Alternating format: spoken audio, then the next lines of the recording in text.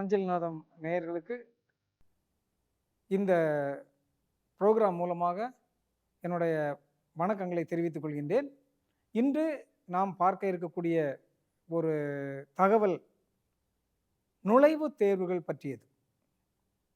குறிப்பாக 12ஆம் வகுப்பு முடித்த பிறகு தமிழ்நாடு அளவில் பெரும்பான்மையான படிப்புகளுக்கு நுழைவுத் தேர்வுகள் நடத்தப்படுவதில்லை. கவுன்சிலிங் என்ற கலந்தாய்வு மூலமாக மட்டுமே மாணவர்களுக்கு அட்மிஷன் வழங்கப்படுகின்றது. ஆனால் மத்திய அரசு ஒரு சில நுழைவுத் தேர்வுகள் மூலமாக மாணவிகளை பல்வேறு படிப்புகளில் சேர்க்கின்றது.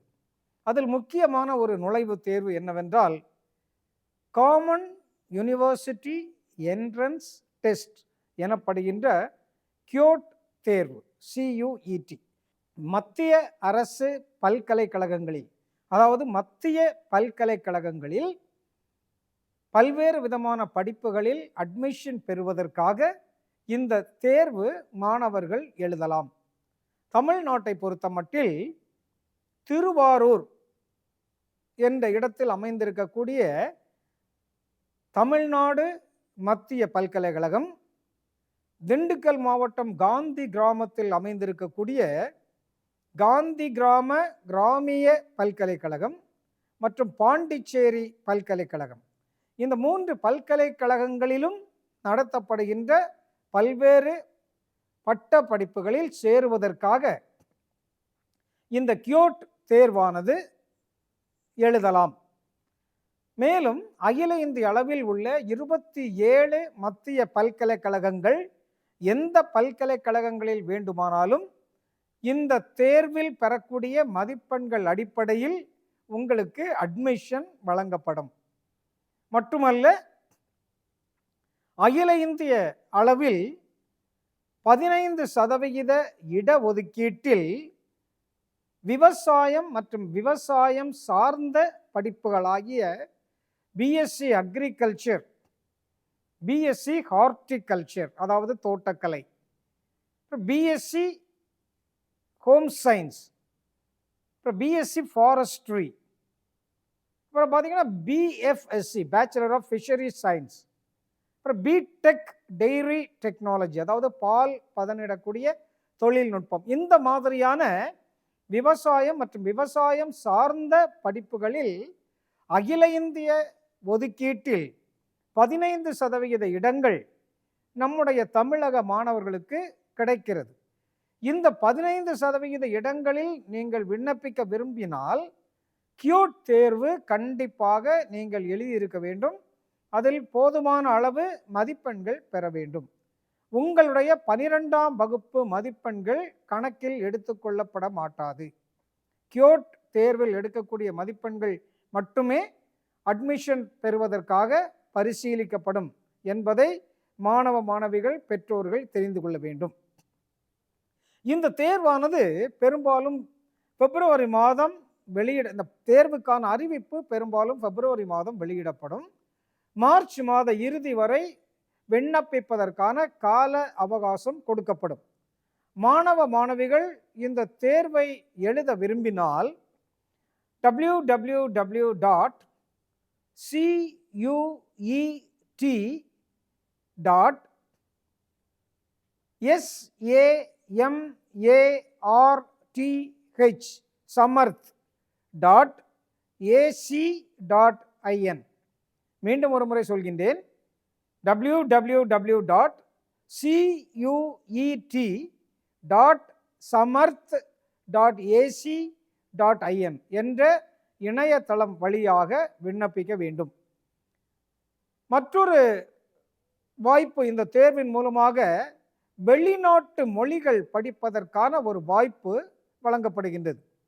அதாவது BA honours in French, BA honours in Spanish, BA honours in German, BA honours in Portuguese, BA honours in Russian, BA honours in Chinese, BA honours in Persian போன்ற வெளிநாட்டு மொழிகள் படிப்பதற்காக தெலுங்கானா மாநில தலைநகரம் ஹைதராபாத் என்ற இடத்தில் ஒரு மத்திய பல்கலைக்கழகம் இருக்கிறது.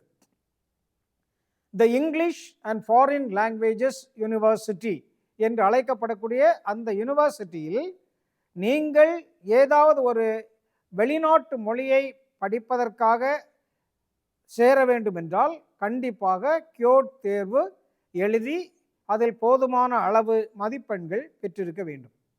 இந்த கியோட் தேர்வு எழுதுவதற்கு ஹையர் செகண்டரி படிப்பில் எந்த பாடப்பிரிவை எடுத்து படித்திருந்தாலும் நீங்கள் எழுத முடியும். உதாரணமாக நீங்கள் வெளிநாட்டு மொழிகள் படிக்க வேண்டும் என்று விரும்பினால் நீங்கள் கியோட் தேர்வை எழுதும்போது paper 1 English, paper 3 general test எடுக்க வேண்டும். எடுத்தீர்கள் என்றால் இந்த தேர்வுக்கு நீங்கள் தகுதி உள்ளவர்கள் ஆகிறீர்கள். எந்த பாடப்பிரிவை எடுத்து படித்திருந்தாலும் நீங்கள் இந்த தேர்வை எழுத முடியும். இன்னொரு முக்கியமான விஷயம் என்னவென்றால், இந்த தேர்வின் மூலமாக பொறியியல், விவசாயம், தோட்டக்கலை, வெளிநாட்டு மொழிகள், காமர்ஸ் மற்றும் 5 ஆண்டுகள் ஒருங்கிணைந்த முதுநிலை படிப்புகள் என்று பல பட்டப்படிப்புகளும் முதுநிலை படிப்புகளும் இந்த தேர்வின் மூலமாக நீங்கள் சேர முடியும். எனவே இந்த தேர்வை நீங்கள் கண்டிப்பாக எழுத வேண்டும் என்று நான் உங்களை கேட்டுக்கொள்கின்றேன். இந்த தேர்வுக்கான அறிவிப்பு வரும் பொழுது விண்ணப்பிக்க நீங்கள் அமரும் பொழுது முதலில் அந்த விளக்க உரையை தெளிவாக படித்து அதன் பிறகே விண்ணப்பிக்க வேண்டும். ஒரு உதாரணம், ஒரு மாணவன் பாண்டிச்சேரி பல்கலைக்கழகத்தில் 5 ஆண்டுகள் ஒருங்கிணைந்த எம்எஸ்சி பிசிக்ஸ் படிக்க நினைத்தால் அந்த மாணவன் கண்டிப்பாக பேப்பர் 1 இங்கிலீஷ், அதாவது எந்த மொழியில் உங்களுக்கு வினாத்தாள் வேண்டுமோ, கொஸ்டின் பேப்பர் வேண்டுமோ அதை செலக்ட் பண்ணிக்கலாம். நீங்கள் தமிழை கூட செலக்ட் பண்ணிக்கலாம். பேப்பர் 1A தமிழ் கூட எடுத்துக்கலாம். உங்களுக்கு வினாத்தாள், அதாவது கொஸ்டின் பேப்பர் தமிழில் கிடைக்கும். அதுக்கு அடுத்தபடியாக பார்த்தீங்கன்னா, இப்போ நீங்கள் எம்எஸ்சி ஃபிசிக்ஸ் படிக்கணும்னு நினைக்கிறீங்க அப்படின்னா பேப்பர் 2ல் நீங்கள் ஃபிசிக்ஸு, கெமிஸ்ட்ரி, மேத்தமேட்டிக்ஸ் 3 பாடங்களையும் தேர்வு செய்ய வேண்டும். அப்படி இருந்தால் தான் நீங்கள் எம்எஸ்சி ஃபிசிக்ஸுக்கு கவுன்சிலிங் அப்ளை பண்ண முடியும். சில பேர் என்ன தப்பு பண்ணுறாங்க அப்படின்னா, நம்ம ஃபிசிக்ஸ் தானே படிக்க போகிறோம், அதனால் ஃபிசிக்ஸை மட்டும் தேர்ந்தெடுத்துக்கலாம் அப்படின்னு சொல்லி ஃபிசிக்ஸை மட்டும் தேர்ந்தெடுத்துட்டு மேத்ஸு, கெமிஸ்ட்ரியை விட்டுருவாங்க.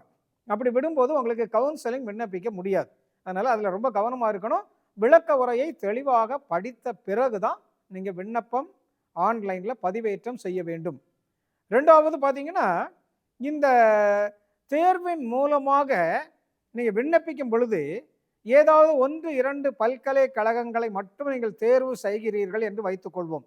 ஒரு உதாரணம், தமிழ்நாடு சென்ட்ரல் யூனிவர்சிட்டி திருவாரூரை தேர்ந்தெடுக்கிறீங்க, அதே மாதிரி காந்திகிராம் கிராமிய பல்கலைக்கழகத்தை தேர்ந்தெடுத்திருக்கிறீங்க, பாண்டிச்சேரி பல்கலைக்கழகத்தை தேர்ந்தெடுத்திருக்கிறீங்க. ஒருவேளை இந்த தேர்வு முடிவுகள் வந்த பிறகு நீங்கள் நல்ல மதிப்பெண்கள் வாங்கிய பிறகு நீங்கள் தேர்ந்தெடுக்காத ஒரு பல்கலைக்கழகத்தில் கூட நீங்கள் அட்மிஷனுக்காக விண்ணப்பிக்க முடியும். உதாரணமாக பஞ்சாப் மாநிலத்தில் உள்ள மத்திய பல்கலைக்கழகத்தில் நீங்கள் விண்ணப்பிக்கணும் அப்படின்னு சொல்லி அப்போ விரும்புனீங்க அப்படின்னா நீங்கள் தாராளமாக கவுன்சிலிங் மூலமாக பஞ்சாப் பல்கலைக்கழகத்தில் உள்ள ஏதாவது ஒரு பாடத்தில் நீங்கள் சேர முடியும். ஸோ இந்த கியோட் தேர்வை நீங்கள் கண்டிப்பாக எழுதணும் அப்படின்னு சொல்லி நான் உங்களை கேட்டுக்கிறேன். இதற்கான அறிவிப்பு பிப்ரவரி மாதம் வெளியிடப்படும். மார்ச் இறுதி வரை காலக்கெடு கொடுத்துருப்பாங்க. அதை பார்த்து சரியான நேரத்தில் நீங்கள் விண்ணப்பம் பதிவேற்றம் செய்ய வேண்டும். அதை மாதிரி இதில் முக்கியமான இன்னொரு விஷயத்தையும் சொல்லிடுறேன். பிசி, எம்பிசி மாணவ மாணவிகள், அதாவது பிற்படுத்தப்பட்ட மற்றும் மிகவும் பிற்படுத்தப்பட்ட மாணவ மாணவிகள் மத்திய அரசு சார்ந்த எந்த நுழைவுத் தேர்வு எழுதினாலும் சரி, நீங்கள் ஓபிசி என்ற ஜாதி பிரிவு அடிப்படையில் விண்ணப்பிக்க வேண்டும். அதாவது இதர பிற்படுத்தப்பட்ட பிரிவினர். அப்போ உங்களுடைய பிசி அல்லது எம்பிசி சான்றிதழ் செல்லுபடி ஆகாது. நீங்கள் இதற்காக தனியாக ஓபிசி சான்றிதழுக்கு விண்ணப்பிக்க வேண்டும். அந்த ஓபிசி சான்றிதழ் விண்ணப்பம் இணைய வாயிலாக, அதாவது ஏதாவது ஒரு இ-சேவை மையம் மூலமாக நீங்கள் விண்ணப்பிக்கும் பொழுது உங்களுடைய கிராம நிர்வாக அலுவலர், வருவாய் ஆய்வாளர், உதவி தாசில்தார் இவர்கள் வெரிஃபை பண்ணின பிறகு தாசில்தார் உங்களுக்கு இந்த சர்டிஃபிகேட் வழங்குவார். இதில் 2 கண்டிஷன் கொடுத்துருக்குறாங்க. நீங்கள் இதர பிற்பட்ட பிரிவினர் சான்றிதழ் வேணும் அப்படின்னா உங்களுடைய பெற்றோருடைய ஆண்டு வருமானம் 8 லட்சம் ரூபாய்க்கும் குறைவாக இருக்க வேண்டும். அதே மாதிரி உங்களுடைய பெற்றோரில் யாராவது ஒருத்தர் குரூப் 1 ஆஃபீஸராகவோ கிளாஸ் 1 ஆஃபீஸராகவோ இருத்தல் கூடாது. இந்த 2 காரணங்களையும், இந்த 2 விஷயங்களை நீங்கள் மனதில் வச்சுக்கோங்க. இதை பூர்த்தி செய்தால் மட்டும்தான் உங்களுக்கு ஓபிசி கிடைக்கும். அப்படி ஓபிசி இல்லாத பட்சத்தில் நீங்கள் ஜென்ரல் கேட்டகரியில் தான் விண்ணப்பம் பதிவேற்றம் செய்ய முடியும். ஸோ இதை தெளிவாக தெரிந்து வைத்துக் கொள்ளுங்கள். இன்னொரு விஷயம், ஓபிசி சர்டிஃபிகேட் பார்த்தீங்கன்னா ஏப்ரல் மாதம் முதல் அடுத்த மார்ச் வரை செல்லுபடியாகும். அதாவது ஒரு வருடம் தான் செல்லுபடியாகும். ஒருவேளை நீங்கள் இப்போ பிப்ரவரி மாதம் விண்ணப்பிப்பதற்காக ஓபிசி சான்றிதழ் விண்ணப்பிக்கிறீங்க அப்படின்னா உங்களுக்கு பிப்ரவரி மாதம் வழங்கப்பட்ட ஓபிசி சான்றிதழ் ஒரு மாதம் மட்டும்தான் செல்லுபடியாகும். அதாவது 2025 மார்ச் 31 அந்த சான்றிதழுடைய வேலிடிட்டி முடிந்துவிடும். மறுபடியும் நீங்கள் 2025 ஏப்ரலில் ஓபிசி சர்டிஃபிகேட் வாங்கினா மட்டும்தான் கவுன்சிலிங் போகும்போது அதை நீங்கள் காமிச்சு ஓபிசி கேட்டகரியில் உங்களுக்கு இடம் வழங்கப்படும். எனவே இந்த விஷயங்களை கவனமாக வச்சுக்கோங்க. அடுத்தது முக்கியமாக இன்னொரு நுழைவுத் தேர்வு என்ன அப்படின்னு பார்த்தீங்கன்னா IISER அட்மிஷன் டெஸ்ட். அதாவது Indian institute of science education and research. இந்த IISER பார்த்தீங்கன்னா இந்தியாவில் 7 இடங்களில் அமைந்திருக்கிறது. பெர்ஹாம்பூர் ஒடிசா மாநிலத்தில் உள்ள பெர்ஹாம்பூர். அப்புறம் பார்த்தீங்கன்னா போபால், மத்திய பிரதேச மாநில தலைநகரத்தில் போபால். அப்புறம் கல்கத்தா, வெஸ்ட் பெங்கால் மாநில தலைநகரம் கல்கத்தா. அப்புறம் பஞ்சாபில் உள்ள மொஹாலி அப்படின்னு சொல்லக்கூடிய இடத்துல இருக்கக்கூடிய IISER. அப்புறம் மகாராஷ்டிரா மாநிலம் பூனே. அதுக்கப்புறம் திருவனந்தபுரம், கேரள மாநில தலைநகரம் திருவனந்தபுரம். ஆந்திர பிரதேச மாநிலத்தில் திருப்பதி ஆகிய 7 இடங்களில் இந்த IISER இருக்கு. இவங்க BSMS என்று அழைக்கப்படக்கூடிய 5 ஆண்டுகள் ஒருங்கிணைந்த மாஸ்டர் ஆஃப் சயின்ஸ் என்ற படிப்புக்காக மாணவர்களை தேர்வு செய்ய இந்த தேர்வு நடத்துகிறார்கள். இந்த தேர்வில் இன்னொரு சிறப்பம்சம் என்ன அப்படின்னு பார்த்தீங்கன்னா நீங்களே உங்களுக்கு பிடித்தமான பாடங்களை தேர்வு செய்து படிக்க முடியும். குறிப்பாக யாருக்காவது ISROவில் வேலைக்கு போகணும் அப்படின்னா நீங்கள் அதில் atomic physics, astrophysics, astronomy, atmospheric science, remote sensing போன்ற ISRO சம்பந்தப்பட்ட பாடங்களை தேர்ந்தெடுத்து படித்து ISROவில் வேலைக்கு போவதற்கான ஒரு வாய்ப்பு உங்களுக்கு கிடைக்கும். மட்டுமல்ல, இந்த IISER தேர்வு மூலமாக தேர்ந்தெடுக்கப்படுபவர்களுக்கு இன்ஸ்பயர் ஸ்காலர்ஷிப் என்ற ஸ்காலர்ஷிப் வழங்கப்படும். எனவே இந்த தேர்வை எழுத விரும்பக்கூடியவங்களுக்கு இந்த தேர்வுக்கான அறிவிப்பு பார்த்தீங்கன்னா முதல் வாரம், ஏப்ரல் மாதம் முதல் வாரத்தில் வெளியிடப்படும். இந்த தேர்வுக்கான காலக்கெடு பார்த்தீங்கன்னா அப்ளை பண்ணுறதுக்கான காலக்கெடு 1 மாதம் கொடுப்பாங்க. இந்த தேர்வுக்கு விண்ணப்பிக்க விரும்புபவர்கள் www.IISERadmission.in.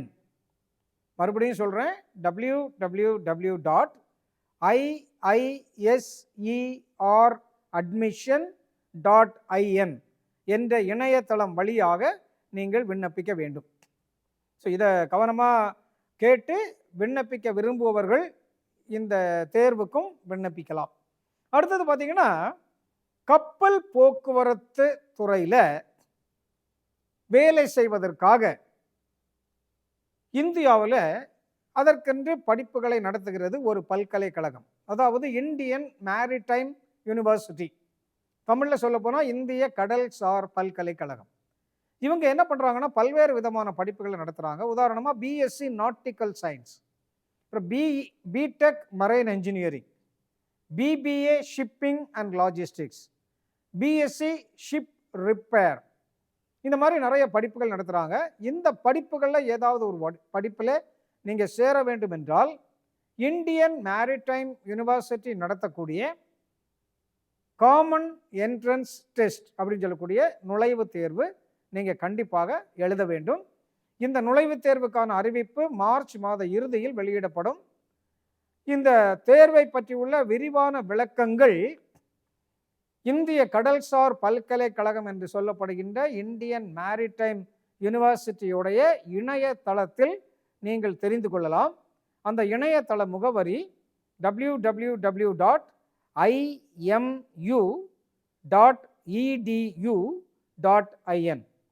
www.imu.edu.in. இந்த நுழைவுத் தேர்வு பற்றிய அறிவிப்பும் இந்த இணையதளத்தில் வெளியிடப்படும். விருப்பமுடைய மாணவ மாணவிகள் இந்த இணையதளம் வழியாக விண்ணப்பிக்குமாறு கேட்டுக்கொள்கின்றேன். அடுத்து பார்த்தீங்கன்னா, இன்னொரு முக்கியமான நுழைவுத் தேர்வு. நிறைய மாணவ மாணவிகள் மெடிக்கல் படிக்கணும் அப்படின்னு நினைப்பாங்க. எம்பிபிஎஸ் தான் படிக்கணும் அப்படின்னு சொல்லி நிறைய பேர் ரொம்ப உறுதியாக இருப்பாங்க. அவங்கெல்லாம் கண்டிப்பாக நீட் தேர்வு எழுதணும். நீட் தேர்வு அப்படின்னு சொல்கிறது எல்லாருக்குமே தெரியும். நீட் தேர்வை பொறுத்த மட்டும் ஃபிசிக்ஸ், கெமிஸ்ட்ரி, பயாலஜி இதில் இருந்து கேள்விகள் இருக்கும். ஃபிசிக்ஸுக்கு 180 மதிப்பெண்கள், கெமிஸ்ட்ரிக்கு 180 மதிப்பெண்கள், பயாலஜிக்கு 360 மதிப்பெண்கள் என மொத்தம் 720 மதிப்பெண்கள் உள்ள இந்த நீட் தேர்வு நேஷனல் டெஸ்டிங் ஏஜென்சி எனப்படுகின்ற தேசிய தேர்வு முகமையால் நடத்தப்படுகின்றது. இந்த தேர்வுக்கான அறிவிப்பு மிக விரைவில் வெளியிடப்பட இருக்கின்றது. இந்த தேர்வுக்கான அறிவிப்பை தெரிந்து கொள்ள நீங்கள் பார்க்க வேண்டிய இணையதள முகவரி www.ntAneet.nic.in. மறுபடியும் சொல்கிறேன், www.ntAneet.nic.in. இன்னும் ஒரு சில மாணவ மாணவிகளுக்கு ஒரு குழப்பம் என்ன அப்படின்னா, நீட் தேர்வு எந்தெந்த படிப்புகளுக்கு மட்டும் தேவை? எம்பிபிஎஸ்க்கு நீட் தேவை. அதே மாதிரி BDS, bachelor of dental surgery, பல் மருத்துவ படிப்பு. அப்புறம் பார்த்தீங்கன்னா ஆயுர்வேதிக் மெடிசின், அதாவது BAMS, bachelor of ayurvedic medicine and surgery. அப்புறம் BHMS, bachelor of homeopathic medicine and surgery. அப்புறம் BSMS, bachelor of Siddha medicine and surgery. அப்புறம் பார்த்தீங்கன்னா BUMS, bachelor of Unani medicine and surgery. இந்த படிப்புகளுக்கு மட்டும்தான் நீட் தேவை. வெட்னரிக்கு நீட் தேவையில்லை மாணவர்களே. கால்நடை மருத்துவ அறிவியல் படிப்பதற்கு நீட் தேவையில்லை. அதுக்கு கவுன்சிலிங் மட்டும்தான். உங்களுடைய மதிப்பெண்கள் அடிப்படையில், கட்டாப் அடிப்படையில் பிபிஎஸ்சிக்கு உங்களுக்கு இடம் கொடுப்பாங்க. ஸோ இவ்வளவு படிப்புகளுக்கு மட்டும்தான் நீட் தேவை. மருத்துவ படிப்பிலேயே பிஎன்ஒஎஸ் அப்படின்னு ஒரு படிப்பு இருக்குது, bachelor of naturopathy and yogic sciences. அதுக்கு நீட் தேவையில்லை. சில மாணவ மாணவிகள் கேட்பாங்க, operation theatre and anaesthesia technology படிக்கிறதுக்கு நீட் வேணுமா? தேவையே இல்லை. MBBS, BDS, BAMS, BHMS, BSMS, BUMS இந்த படிப்புகளுக்கு மட்டும்தான் நீட் தேவை. அடுத்து பார்த்தீங்கன்னா IIT JEE, IIT joint entrance examination. வழக்கமாக 2 வழிகளில் இந்த தேர்வு நடத்தப்படுகிறது. IIT JEE main exam, IIT JEE advanced exam.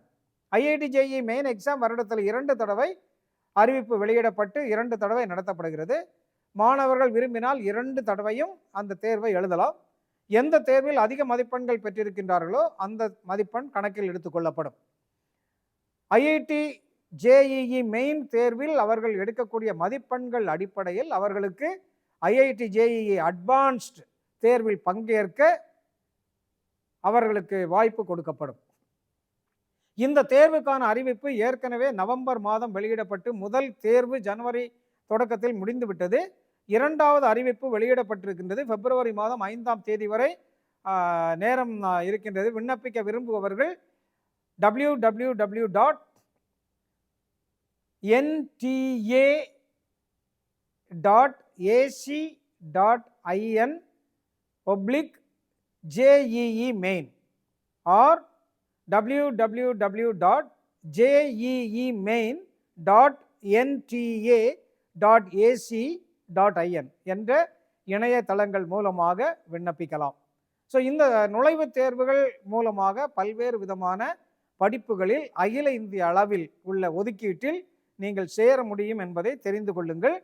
அகில இந்திய அளவில் நீங்கள் தேர்வு எழுத விரும்பினால் இந்த ஏற்கனவே சொல்லப்பட்டிருக்கக்கூடிய நுழைவுத் தேர்வுகளில் நீங்கள் பங்கேற்கலாம்.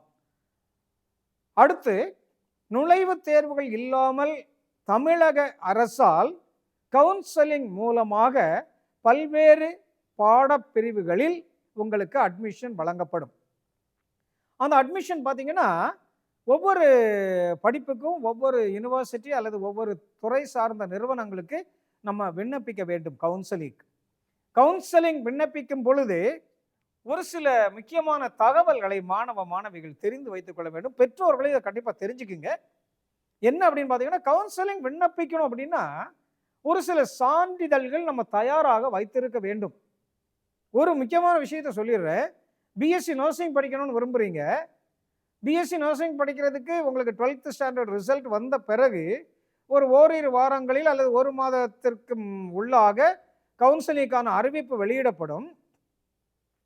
கவுன்சிலிங் அறிவிப்பு வெளியிடப்பட்டு ஒரு 15 அல்லது 20 நாட்களுக்குள் நீங்கள் விண்ணப்பிக்க வேண்டும் என்று கால அவகாசம் கொடுக்கப்பட்டிருக்கும். இந்த நேரத்தில் பார்த்தீங்கன்னா அங்கே நேட்டிவிட்டி அப்படின்னு சொல்லக்கூடிய இருப்பிட சான்றிதழும் கேட்டிருப்பாங்க.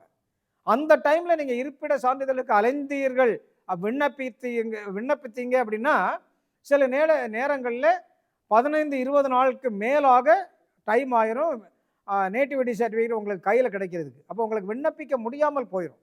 அதனால மாணவ மாணவிகள், பெற்றோர்கள் என்னென்ன சான்றிதழ்கள்லாம் நமக்கு தேவைப்படும் அப்படின்றத முன்கூடியே தெரிந்து கொண்டு அதை ரிசல்ட் வந்த உடனேயே நீங்கள் தயாராக எடுத்து வைத்திருப்பது நல்லது. என்னென்ன சான்றிதழ்கள்லாம் தேவைப்படும்? முதல்ல 10ஆம் வகுப்பு மதிப்பெண் சான்றிதழ், 2வது 11ஆம் வகுப்பு மதிப்பெண் சான்றிதழ். இந்த 11ஆம் வகுப்பு மதிப்பெண் சான்றிதழ் சிபிஎஸ்சி படிக்கக்கூடிய மாணவ மாணவிகளுக்கு பொருந்தாது. காரணம், அவங்களுக்கு 11ஆம் வகுப்பு மார்க் ஷீட் கொடுப்பதில்லை.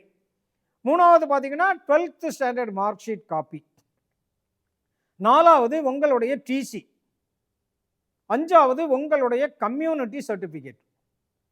6வது நீங்கள் 6ஆம் வகுப்பு முதல் 12ஆம் வகுப்பு வரை எந்த பள்ளிக்கூடத்தில் படிச்சீங்களோ அந்த பள்ளிக்கூடத்திலிருந்து பெறப்பட்ட போனஃபைட் சர்டிஃபிகேட். ஒருவேளை நீங்கள் 6ஆம் வகுப்பு முதல் 8ஆம் வகுப்பு வரை ஒரு பள்ளிக்கூடத்திலும், 9ஆம் வகுப்பு 10ஆம் வகுப்பு இன்னொரு பள்ளிக்கூடத்திலையும், 11, 12 ஒரு பள்ளிக்கூடத்திலையும் படித்திருந்தீர்கள் என்றால் இந்த 3 பள்ளிக்கூட தலைமை ஆசிரியர்களிடமிருந்தும் நீங்கள் போனஃபைட் சர்டிஃபிகேட் பெற வேண்டும். அடுத்தது பார்த்தீங்கன்னா, உங்கள் வீட்டில் நீங்கள் தான் முதல் பட்டதாரி அப்படின்னு வச்சுக்கோமே. அதாவது உங்கள் அப்பா அல்லது அம்மா, உங்கள் அண்ணன், உங்கள் அக்கா யாருமே இது வரைக்கும் பட்ட படிப்பு படிக்கல. நீங்கள் தான் முதல்ல பட்ட படிப்புக்கு போகிறீங்க அப்படின்னா நீங்கள் முதல் பட்டதாரி சான்றிதழ் வாங்குவதற்கு தகுதியானவர்கள்.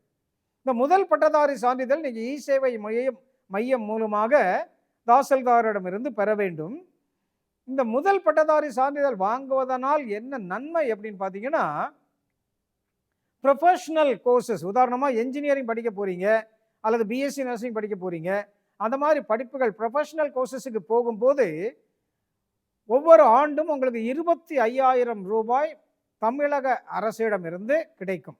உதாரணமாக நீங்கள் பிஇ என்ஜினியரிங் படிக்க போகிறீங்க, கவுன்சலிங் மூலமாக நீங்கள் ஒரு காலேஜை செலக்ட் பண்ணியிருக்கீங்க. அந்த காலேஜில் ஒரு வருடத்திற்கான கல்வி கட்டணம் 50,000 ரூபாய் என்று வைத்துக்கொண்டால் அதில் 25,000 ரூபாய் உங்களுக்கு அரசாங்கத்திலிருந்து வந்துடும். நீங்கள் வெறும் 25,000 ரூபாய் மட்டும் கட்டினா போதும். அப்படி பார்க்கும்போது ஃபர்ஸ்ட் கிராஜுவேட் சர்டிஃபிகேட் கண்டிப்பாக தேவை. அடுத்தது மருத்துவம் மற்றும் மருத்துவம் சார்ந்த படிப்புகள். உதாரணமாக MBBS, BDS, BSc nursing, BPharm, BPT, BOT, அப்புறம் BSc radiology and imaging technology, BSc dialysis technology, BSc perfusion technology, BSc operation theatre and anaesthesia technology, BSc optometry, இப்படி 24 டைப்பான மருத்துவம் சார்ந்த பட்டப்படிப்புகள் இருக்கு. இதில் இந்த மாதிரியான மருத்துவம் மற்றும் மருத்துவம் சார்ந்த படிப்புகளுக்கு நீங்கள் விண்ணப்பிக்க விரும்பினால் நீங்கள் கூடுதலாக நேட்டிவிட்டி சர்டிஃபிகேட் அப்படின்னு சொல்லக்கூடிய இருப்பிட சான்றிதழ் கண்டிப்பாக வைத்திருக்க வேண்டும். அதே இது என்ஜினியரிங் அப்ளை பண்ணுறதுக்கு இருப்பிட சான்றிதழ் தேவையில்லை. கண்டிப்பாக மருத்துவம் மற்றும் மருத்துவம் சார்ந்த படிப்புகளுக்கு போகிறதா இருந்தால் நேட்டிவிட்டி சர்டிஃபிகேட் நீங்கள் கூடுதலாக வைத்திருக்க வேண்டும்.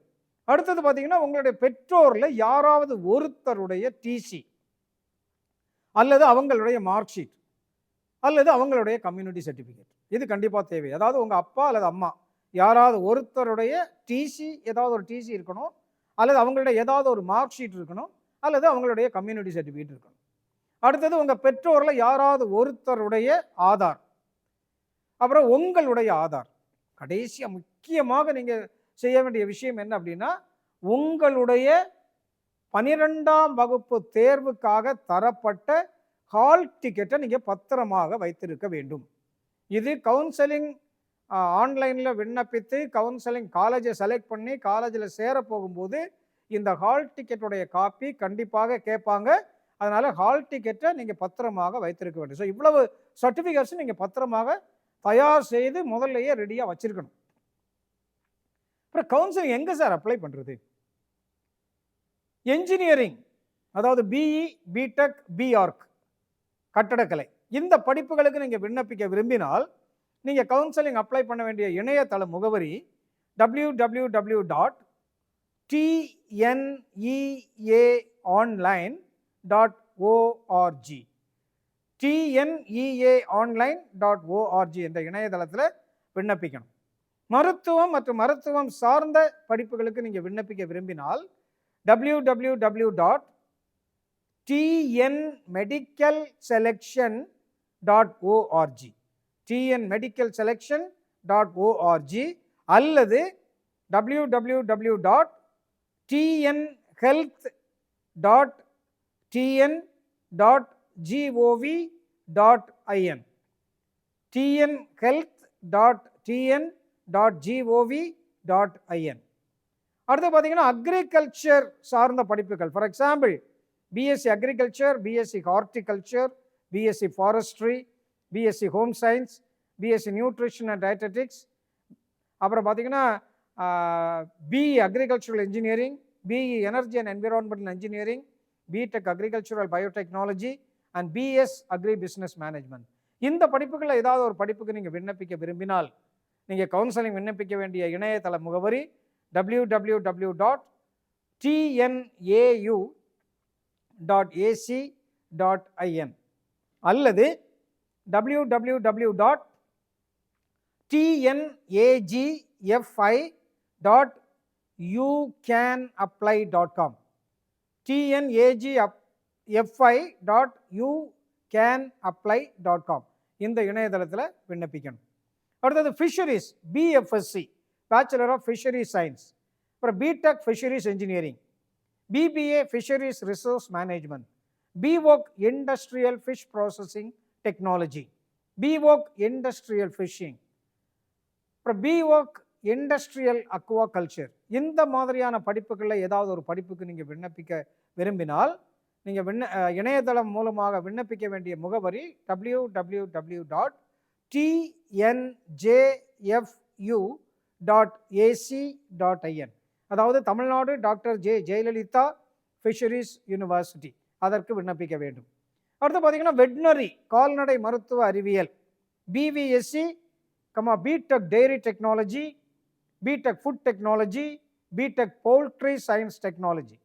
இந்த படிப்புகளில் ஏதாவது ஒரு படிப்புக்கு நீங்கள் விண்ணப்பிக்க விரும்பினால் நீங்கள் கவுன்சிலிங் விண்ணப்பிக்க வேண்டிய இணையதள முகவரி www.tanuvas.ac.in www.tanuvas.ac.in என்ற இணையதளத்திற்கு மூலமாக விண்ணப்பிக்க வேண்டும்.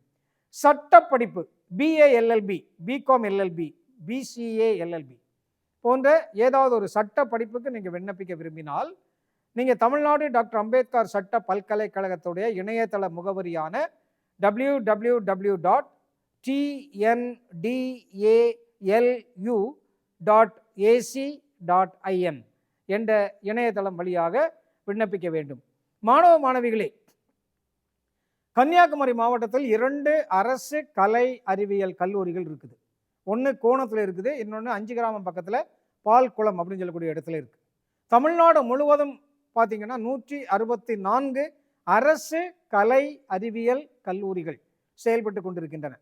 இந்த அரசு கலை அறிவியல் கல்லூரிகளில் நீங்கள் சேர்ந்து பிஏ அல்லது பிஎஸ்சி அல்லது பிகாம் அல்லது பிபிஏ அல்லது வேறு ஏதாவது ஒரு கலை அறிவியல் படிப்பில் சேர வேண்டும் என்று விரும்பினால் நீங்கள் கவுன்சிலிங் அப்ளை பண்ண வேண்டிய இணையதள முகவரி www.tnau.ac.in tngasa.in